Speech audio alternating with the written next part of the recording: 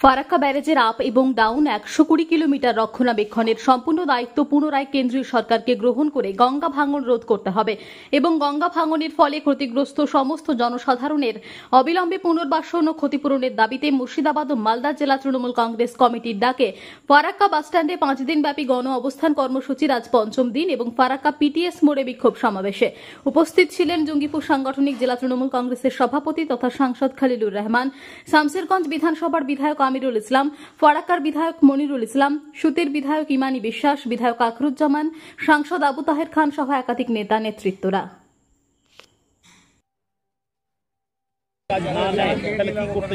তাহলে আমাদের লাগাতার আরো চরম আমরা আন্দোলনে যাব।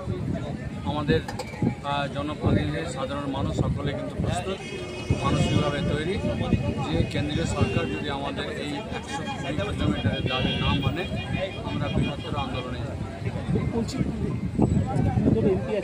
কি মনে হয় কেন কেন্দ্রীয় সরকার করছে?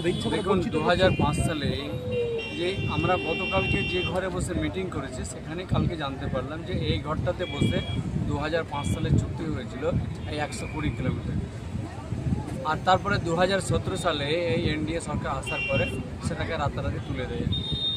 এটা খুব নিন্দনীয়। এইভাবে বাংলার মানুষ বা যারাই গঙ্গা আর পাড়ে রয়েছে আর কি তাদের জন্য এটা কিন্তু চরম বিপর্যয় বা তাদের ক্ষতিগ্রস্ত বা তাদেরকে এড়িয়ে যাওয়ার একটা হচ্ছে কেন্দ্রীয় সরকারের মানসিকতা। যে বাংলার প্রতি যে এইরকম একটা মনে করি এটা বঞ্চনা, এই বঞ্চনা থেকে আমাদেরকে বেরিয়ে আসতে হবে। আমাদের যে মানুষের জন্য যে তাদের অধিকার, সেই অধিকারকে আমরা লড়াই করার জন্য আমরা সকলে প্রস্তুত। আজকে শেষ দিনে কি দিয়ে শেষ করলেন? আমরা যে ডেডলাইন দিয়েছি ফারাক্কা ব্যারেজ কর্তৃপক্ষকে, সেই ডেডলাইনের আমরা অপেক্ষা রয়েছি। পাশাপাশি ইতিমধ্যে আমরা আমাদের রাজ্য নেতৃত্ব আছে সেখানেও কথা বলে নেব।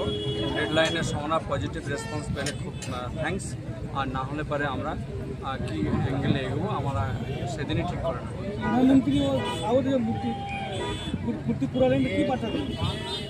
এটা আমরা জানালাম, যে প্রতিবাদ জানালাম।